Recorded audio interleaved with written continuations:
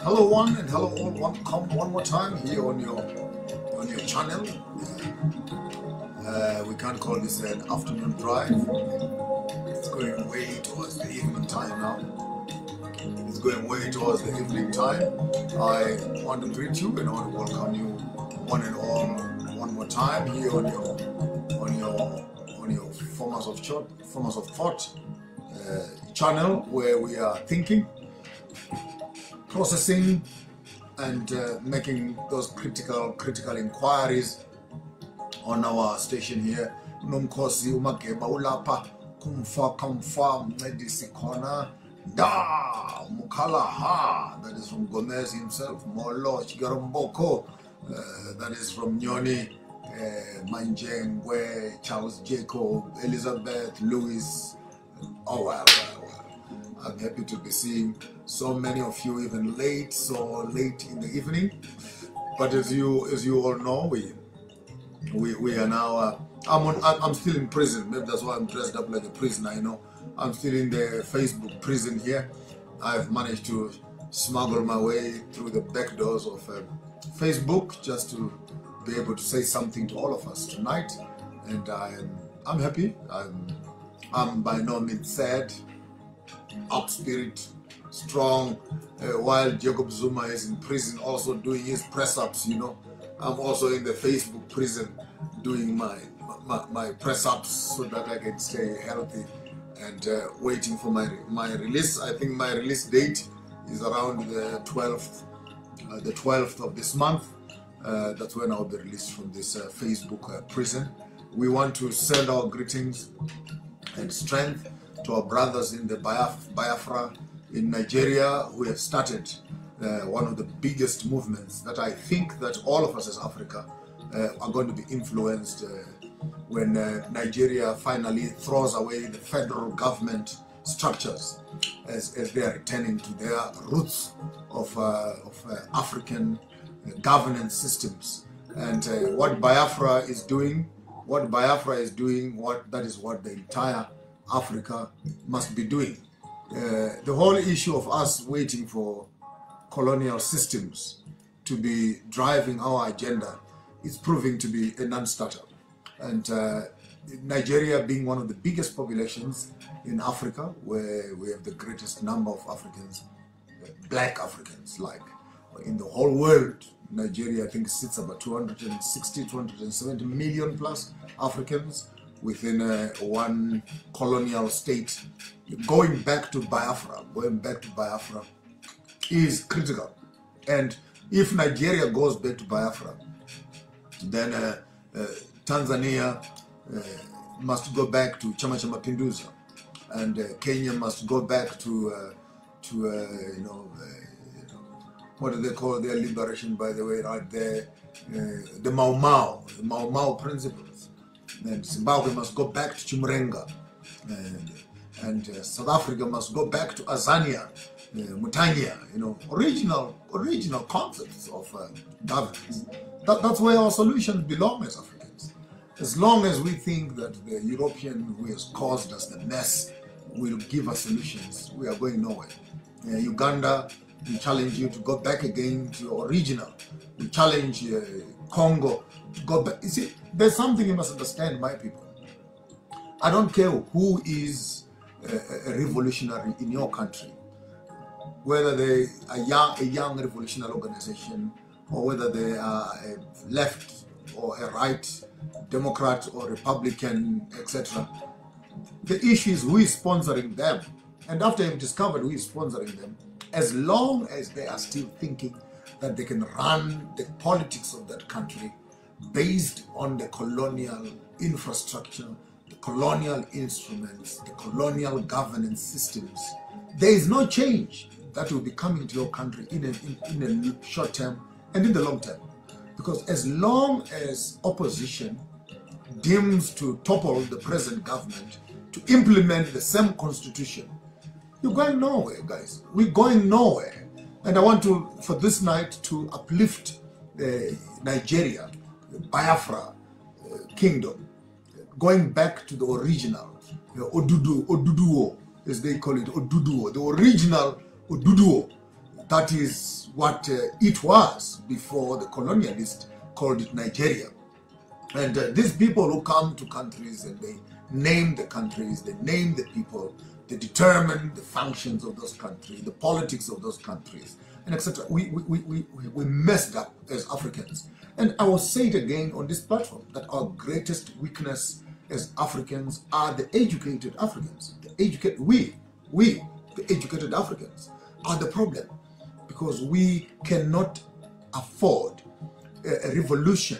We cannot afford to change the system, because when we change the system as the educated people, we are forfeiting our jobs as CEOs, as CFOs, as human resource directors. We are forfeiting our jobs as ministers, as assistant ministers. We actually move over into parliamentary organizational hierarchies to maintain colonial systems, because we are now the directors.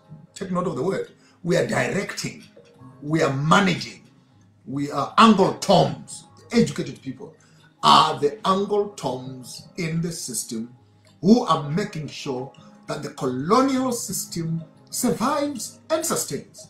All these deals that are raping the African economy, all these vaccines that are killing the African people, all these clothes, second-hand clothes that are being dumped on the African continent, and the theft that is going with it, is not going on in the hands only of the white people. Yes, the white people are the sponsors, but the black people are the cooperatives, they are the corruptees who are involved in these corrupt systems. Therefore, as Africans, we needed to start talking, how are Africans abusing Africans? And by the way, I forgive you as African leaders. I forgive you because you don't understand the extent of a colonial system, that no matter how much education you have, you can do very little to transform the lives of your people, as long as the system in which you are functioning in remains as a colonial system. So we can sit in parliament, comrade, out of order, comrade, out of order, hey, I don't recognize you, comrade, comrade, I don't recognize you, I don't recognize you. And we go in our parliaments and we argue about how many legs does a grasshopper have. We go and argue which section of the Constitution does land belong to, which section of the Constitution do indigenous people belong to, which section of the Constitution the minerals belong to, according to section so and so, and we argue for 3, 4, 5 years when we are still in the parliament. By the time we finish up our terms in parliament, you'll be shocked that the legislative framework, the policies, subsections of those policies of running our own country are still in the hands of the colonial system. We told our people, by the way, when you were campaigning, you were telling the people that when you get into power, you're going to change these things. You're going to change these things. And then you get into power, and then they give you some money. You forget what you promised the people at the back, get back in the system, and you maintain the very same system. You look at our countries, beautiful countries such as Kenya, look at our countries such as Rwanda and etc. With all due respect to the seeming development that is happening, the only day I'll take African governments and African leaders seriously is the day when they wake up. Firstly, when you get into power, sue the British, sue the Germans, sue the French, sue the Italians, sue the Americans. Yes, sue them. Divorce yourself from a colonial constitution. Occupy and own foreign-owned businesses that have been looting your countries for the longest of time. Try and, by all means, to make sure that your communities own their resources and they are part and shareholders in their own resources. Show the people the balance not only of political power, economic power. Ladies and gentlemen, let's not waste our time. Let's not waste our time discussing. Yes, I would discuss the Swazi monarchy on another day. But the Swazi conundrum is founded on a principle again. When you have a monarch that walks into power with the same teeth and the same mentality that is British, then, and it does not remember where its people are, it's the same. The fact that the Swazi kingdom seemingly has failed does not mean that Benin failed. Does not mean that Muntapa failed. Does not mean that the Ethiopians failed. Does not mean that Mansa Musa failed. You need to go back again. Don't isolate a failing process, a failing kingdom in Africa, then say it means that all Africans have failed. Therefore, it's not. If Swaziland has failed, has Nigeria succeeded under democracy? Has Congo succeeded under democracy? Has Angola succeeded under democracy? Has Namibia succeeded under democracy? Has Sudan succeeded under democracy? Has Zambia succeeded under democracy? So don't laugh and make a case out of a monarchy that is in trouble. Then you want to throw a whole brush on the African continent that because Swaziland is not making it, therefore it means that all Africa will not make it. That's not true. The richest man who ever lived on the face of the continent, and the face of the entire continent and the world, Mansa Musa himself, was a king in his own space, in his own right. And having said that, therefore, let us look for things that work. Let us not be quick to criticize and look and only make examples of those that are failing. Please show me democracies that have worked. Then quickly you want to run around and say, Rwanda has made it. But Rwanda, yes, they have made it. But you also need to understand what is the involvement of Rwanda in the colonization of Congo. How many minerals that are in Congo that are going through Rwanda and going through Uganda? What is the involvement of Kagame and Museveni in the colonization of Congo, which is their own sister countries? How is Zambia shipping out stuff through Zambia, which is coming through South Africa, going back into China? Where is the cobalt going? Where are the airports that are moving out the diamonds and gold that is founded in the Republic of Congo? So don't use and make illustrations of failed monarchs as if you have illustrations of succeeding democracies. That's common sense in my world. I don't have to be worried as to who has failed. Tell me who has succeeded. If Swaziland has failed, who amongst the democratic states has succeeded? From the 1960s in Ghana to the 1994s here in South Africa, when we are getting independence in the tip of the South, you can see the traits of the colonial system in constantly managing its people. And it manages its colonies through Africans who are now the political leaders. So tonight I want us maybe just to share one or two ideas around the issue of systems of education, systems of health, systems of politics, systems of entertainment, systems of judiciary, systems of entertainment, systems of cultural empowerment, and the entire social structure that the African calls development. What is development to an African? What is development to a European? And when they say that the country is developing, it's a developing state, which part of the state is developing? Is it development that is based on the people of that country are now doing better, or the foreign businesses in that country are now making more profit? Now, Understand me very well. I'm not mixing my words here. When they say this country is developing, these are developing countries. And you go back to the GDP, you go back to the social structures, you go back to the poverty lines, you go back to infrastructure development, you go back to the education sectors, you go back to the pharmaceutical issues, you go back to entertainment, you go back to the commercial issues, and you look intently and say, in the midst of what you are calling development, the country is developing. Who is developing? Is the country developing because it now has new buildings? It now has ngorofas, like I heard the other day when I was in Kenya. They said, yeah, this is the first ngorofa in the whole of East Africa. Ngorofa is an overbridge, you know, where these cars are going underneath and other cars are going on top.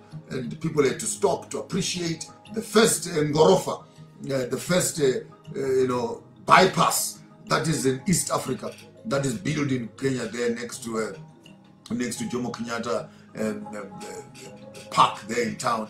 And you look around and say, is development centered around the people, or development is centered around the colonial systems? Therefore, we cannot begin even to speak as Africans and say, our economy, our economy, and I've heard some people in Zimbabwe saying, our education in Zimbabwe, our education. The South Africans, this is our country, our economy. And you listen to these myopic minds bragging over what they call their economy, their country, their education. And in the midst of their education, their country, and their economy, the rules that they are using to oppress their own people are the same colonial rules. The same colonial infrastructure runs those businesses. Therefore, development is not built on social empowerment. Development is built on debt. It's built on debt. How good does your president play the foreign game so that foreign investors can actually be able to give them debt? And when they have debt, they can look good in the West, but in the backyard of their own houses, people who are living next to the resources are still languishing in poverty. I wake up this morning and I hear that one of the new cities, one of the biggest steel plants that will be built in Africa is actually going to be happening in Zimbabwe.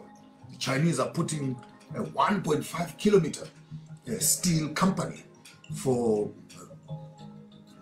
manufacturing and processing steel. Yeah. Thank you, Honorable Mnangagwa, for making such an infrastructure possible.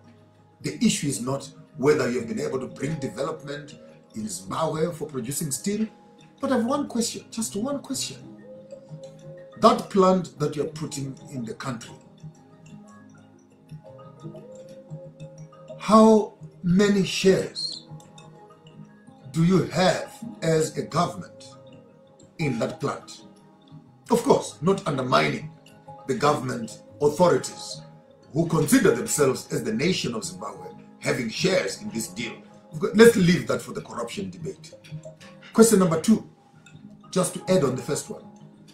How many shares do the Zimbabwean community have in that plant? If you can give me those 2 answers back to back and say 3%, 4%, I'll shut up and keep quiet. Because until these developments that are coming in the country, coming into the continent, recognize, appreciate, include the local people as beneficiaries, development remains as a multinational program where foreign companies come into African countries, and they have the protection of the government to eat, rob, and steal local resources at the demise of the local communities. So they're there. By the way, it's not the first time they're here. They were here in Johannesburg during the times of the gold rush. If you walk through Johannesburg right now in Marshalltown and below there, it's a ghost town. They took all the gold. They went with it. What did they leave? Come to Johannesburg. Mountains and mountains of dust. that lingers with us, that remains as our inheritance. We inherit the gold dust when the gold has been taken away. And that's all you have. You're now building up a big iron smelting plant between Mvuma and Chivu, of course, with a backdrop of a railway line or transportation that will be put between Redcliffe and Chijong, whatever they call the town. So you're going to pull all the material out, and take all the iron ore, rip up all those red mountains, make up this big smelter that is moving the steel out to feed the industries of the Chinese community. Well done. You create a few jobs in this new town that you're building. But 50 years from now, 100 years from now, what will these cities look like? My 2 cents advice to my Honorable President Mnangagwa, like directly, my simple advice to you, don't celebrate the building of a steel plant and building of a new city.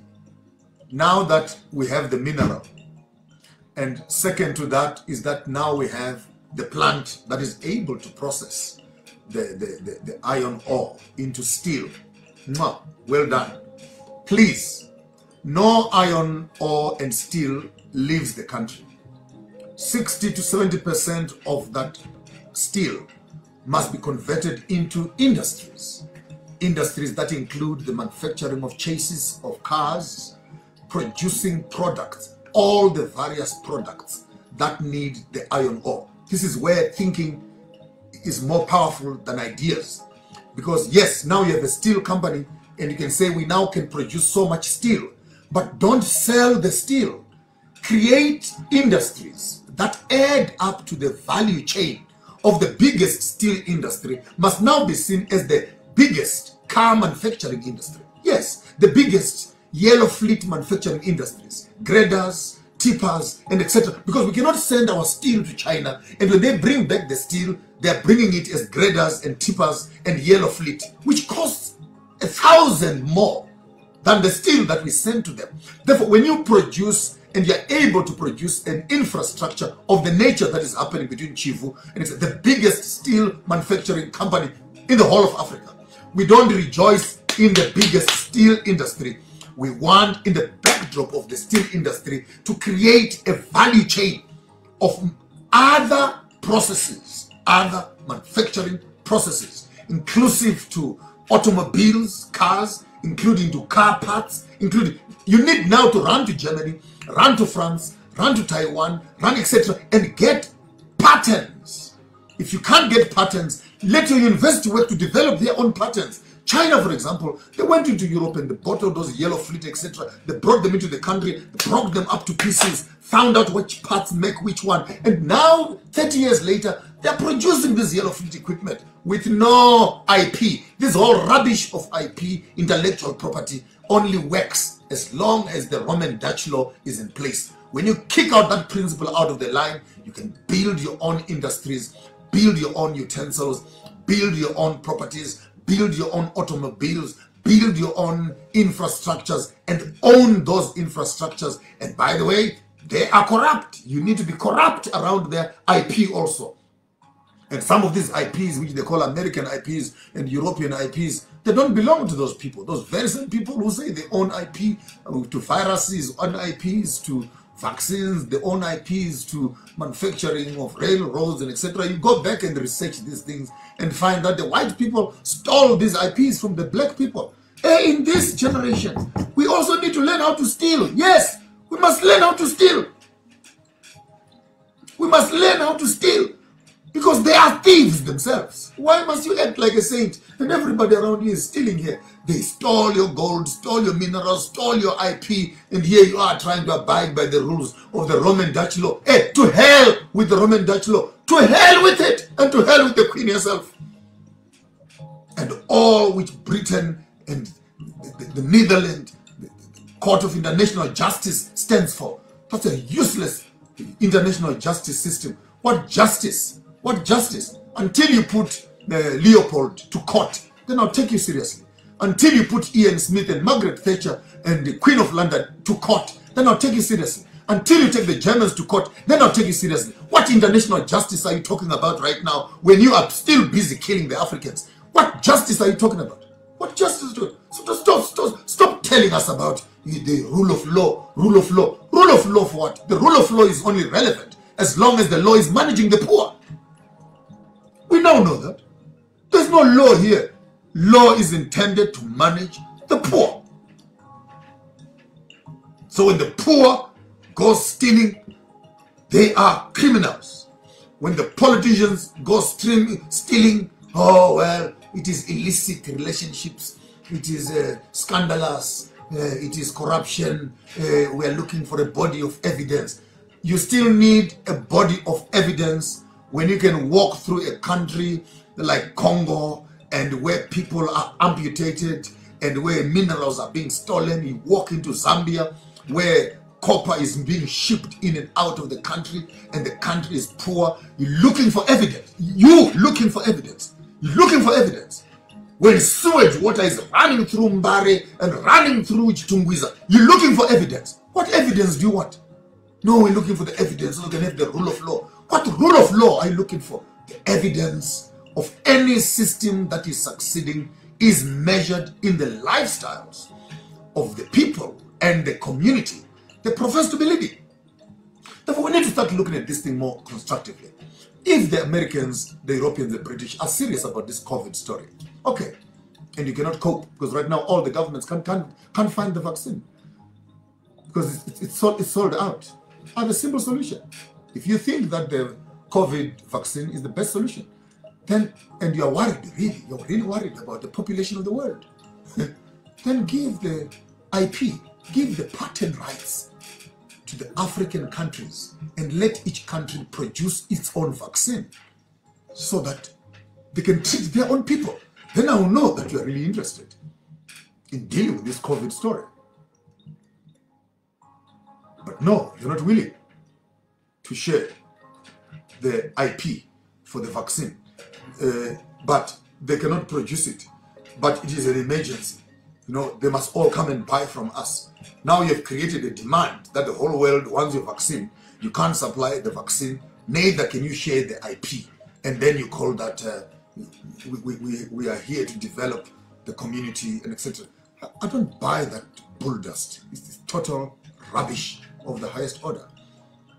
If you are serious and you think that COVID is a pandemic that is affecting the whole world, just take those nanoparticles and take those human embryos, give the University of Kenya, University of Zimbabwe, University of Wits, University of Makerere, University of Ife, give them the patent rights. Let every country develop their own vaccines. No.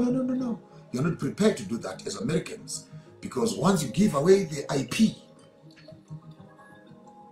you won't make the profit. And you want me to sit here in my adult mind to think that you are interested in the health of the African. So you create the problem. After you create the problem, you create a solution, which is the vaccine. And you're not willing to share the solution with the people that you are saying are being affected by the same problem. Why? Because as pharmaceutical companies, your money does not come from the health of the people. You make money from the sickness and the disease. Disease, by the way, that you have created in the whole world over. So we are moving into a space right now where power is now being held in the hands of the private sector. Power is now in the hands of the private sector, where private businesses, automobile, fuel businesses, pharmaceutical businesses, products, those that are handling products, and they run on these contracts in individual governments, approved by the legislation of those countries, to corrupt the politicians that are within the system. And the economies of Africa are in the hands of the private sector. Private individuals who are able to walk up to the government structures, imagine, to get an election done in South Africa, I hear some rumors here that Honorable Ramaphosa had to walk away with 3 to 4 billion in his back pocket so that he could oil the system and buy everyone out of the system. Hey, comrade, Swaramo. Hey, comrade, Swaramo, Swaramo. And all these comrades, Swara. 4 billion later, the man becomes the president. Voila! And then after the man becomes president, you look at the amount of looting that the very companies that gave him the money into presidents have now spent, have now stolen, have now robbed the African economy. It's not 4 billion. We can even start talking about 500 billion. We can start talking about 60, 80 billion. We can start to figures that are mad. In other words, like fishing, you always use a small little worm and you throw it into the water there. And then when the worm bites, then you pull out, and what the fish thought would eat is a small little worm like this. But that small little worm, because there's a hook inside, when the hook goes into the stomach or into the throat of the thing, then the fisherman pulls the fish out of the water. And there is the fish, this big fish like this. But it was pulled out by a worm that small. That is how African politics is working. A few rands, a few dollars given to black people who are willing to sell out other Africans. We're not 1 million, we're not 2 million, we're not 15, we're not 600,000, we're not 200,000. Go back to the people and tell them this is the new slogan now. Hey, Zuma must fall, Ramaphosa in. Hey, Zuma must go, Ramaphosa in. Now Ramaphosa is in, they're now starting, hey, Ramaphosa must fall. We don't even know who is the next one coming. But of course, as we are talking right now, budgets are being prepared. And I hope President Ramaphosa can actually see this video. And please, prepare for your exit. They're done with you as a president. And that's a fact. It's a matter of time. In a few days from now, the streets will be running up and down that you must leave your office. Whatever you wanted to do for this government and for your people, you must just remember, after the white people are done with you, you are coming back down here to be living with us as common people. The question is, while you were in power, what did you do? The same thing I would be raising for my honorable president, ex-president, and Tate Jacob Zuma. In the midst of the revolution that he had, there's only one mistake that he made. He tried to beat the Boers and the Afrikaners in their own game, using their own constitutional system to fight them. And they proved him wrong. After the whole conversation in the thing, you're trying to protect the whites, let's create a democratic society, a non-sexist, a non-racial, non-this, the power of the constitution, but with the same constitution, they again came back and bite up your backside, which is a fact. And I want to make an announcement. Very clear announcement that President Ramaphosa is on his way out. The stampede that is now happening on the grassroots is that people have been told, and though you're not the one who created the COVID problem, but because you protected the colonial masters when they were destroying the African businesses and the African economy, now the people at the bottom no longer have confidence in you, your business partners have confidence in you, but you're politically compromised with the common people, and they will not allow you to remain in power. The best thing for them to do is to remove you in power now and get someone else who will bring a new agenda on the South African economy. So start picking your bags. That's a fact. Put this on record. Put this on record. You will play this tape a few years from now. You are on your way out, Dr. Ramaphosa. If there is anything that you wanted to start thinking and doing, start doing it now. Because in the next couple of months, you better start cleaning up your shoes and leave the government space. They're done with you. You have achieved for them that which they wanted you to achieve. And you come on my site again and you call me a propagandist, Mr. Mzeti Mzansi. I will help you. If you don't want propaganda, please go back to your corner and sit there. Don't appreciate it. We're here as open thinkers who are developing thought patterns. How do we develop? You call me a propagandist, You don't know what propaganda was behind Nelson Mandela. You don't know what propaganda was behind Kgalema Motlanthe. You don't know what propaganda was behind Thabo Mbeki.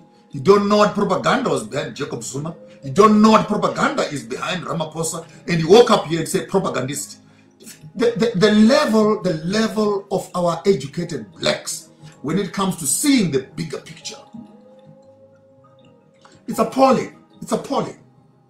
Because you will always think that the European system loves you. And Tate Lindeli Samset Mzansi. You think that the white man loves you. You even think in your own mind that apartheid was better than revolution we are talking about is responsible right now of changing and transforming the narrative from a neo-colonialist environment to a new-based environment where Africans are not workers, but Africans are owners of their own economies, owners of their own infrastructures, owners of their own resources. And there's no development that we can be talking about on the African continent until we also as Africans own our own resources. When I say that we must own our own resources, then you call me a propagandist. Do not be started. You call me a propagandist because I'm telling you what you don't want to hear. Please exit the page, Mfetu Lindeliswa. Please exit the page. Go and join an ANC page. Go and find a DA page or an EFF page somewhere there. Go and join them there. Don't come around here and tell me your neo-colonialistic views of patronizing me and telling me that I cannot think because I'll be scared of being called a propagandist. Some people call me also what they called the other day a conspiracy theorist. Conspiracy is when white people are robbing your resources. Conspiracy is when black politicians are in bed with European multinational companies. Conspiracies is when we think that we're the president and yet we have a brown envelope boy. Conspiracy is when African leaders are being used by the European system to abuse their own people. That is the conspiracy you need to talk about. And when you are serious, when Mzansi, when you are serious about propaganda, you need to go and find out how much propaganda has the white man put in your head before you come on my site here and tell me a piece of your second-hand recycled mindset, which is impoverished with thought processes that are developing the African continent. Conspiracy is the abuse of the African in the hands of the African. Voting is conspiracy. Yes. Corona and COVID is a conspiracy. Yes. Stock exchange, JSE, a conspiracy. New World Order, a conspiracy. Global Village, that's a conspiracy. But when you have a conspiracy and you're able to put money behind it, it changes from conspiracy to propaganda, from propaganda to truth, from truth to media, from media to education, from education to religion. When people...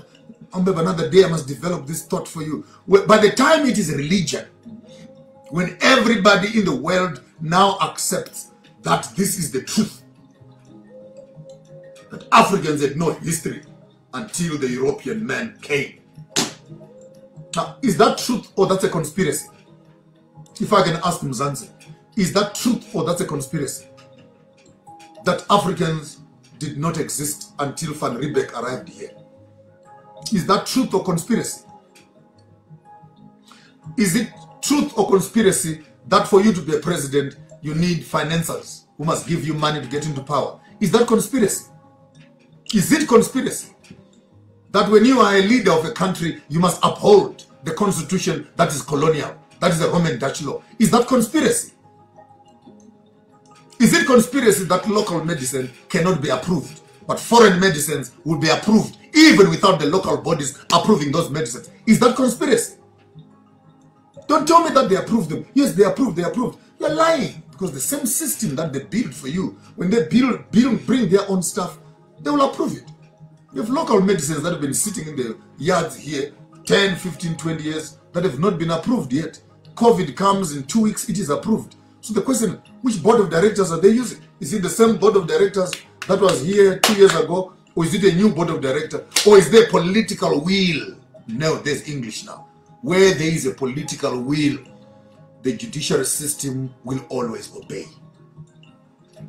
So the politicians create the will that can override the judicial system and make the wheels move faster when it profits the politicians. That's a fact. When it does not profit the politicians, your files and your patterns will be rotting in the office of the medicine approval, etc., for the couple of years. You want to see what is conspiracy?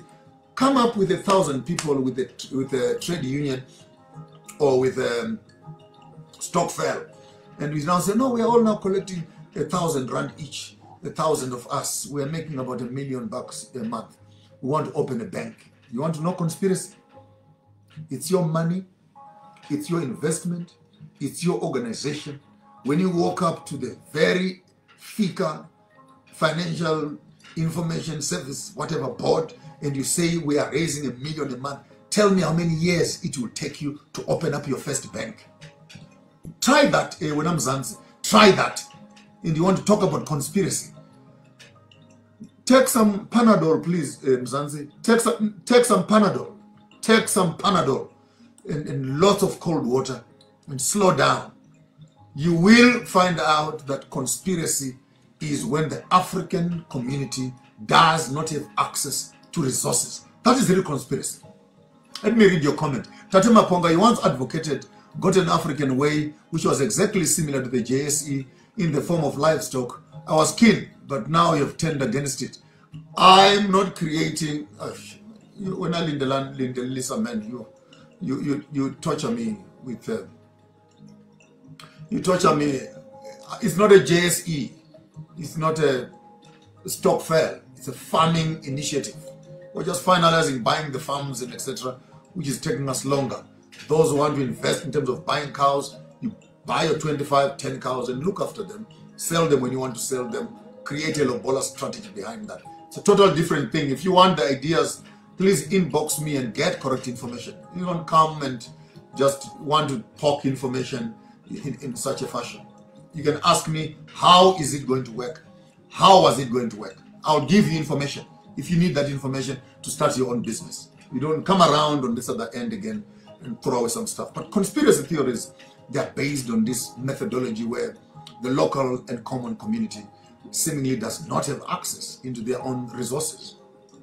And this concept that I wanted to start, the concept of farming and etc., was literally founded on this idea that if we can put our money and our resources towards breeding cattle and build these cattle into a wealth base, then with the wealth base, we could convert that into a food chain, from food to skins, to the medicines, to land, to restaurants, and etc., and create a value chain. Yes, I blurted out the idea, but I needed to go back a little bit and frame it nicely and put the building blocks together. Me, Noabum Kwevu, and other guys in the Northern Cape, we are at a very advanced stage polishing that idea. And we're not borrowing money from anybody, so it must take us time, enough time, to build that ideology. But I don't think I wanted to start up this conversation in terms of sharing those ideas. And Umzansi insists they want to manipulate the conversation so that I could answer them on what they want, and etc. If you want something, Zanzi, my numbers are right there on the box. You can phone me, you can WhatsApp me, and we can talk outside. But until the African people are able to change the narrative, change the systems of education, systems of health, systems of politics, change the system. Otherwise, you'll be swapping hyenas with foxes, putting new leaders who maintain the same system brings no change. This is my only problem with Julius Malema. This is my only problem with Chamisa. Only problem is that their desire to get into power does not come with a language that wants to change the very system that Zuma, Ramaphosa, Mkande, and Mbeki has failed under, including Mandela.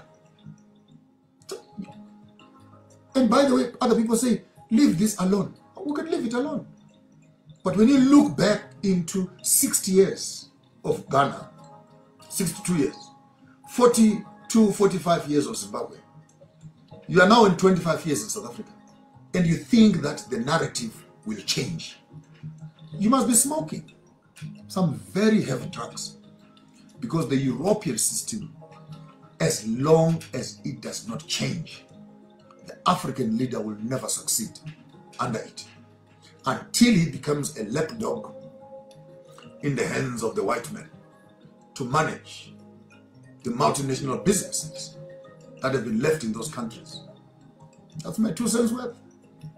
If you have any suggestions, opposing ideas, that's what life is all about. Sharing ideas. Share your ideas also. We compare the ideas. And that's how, as human beings, we think. And here we are on Farmers of Thought, sharpening our corridors of thinking, developing new paradigms, looking backwards, understanding the present, and reformulating the future for ourselves, writing our own narrative to build the Africa that we want to live in. For today, change the systems. Change the systems. Don't change the riders of the horse. Change the horse. Change the horse. The horse.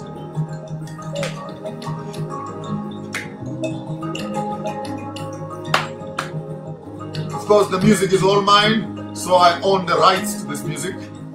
Wish you all a wonderful, wonderful evening.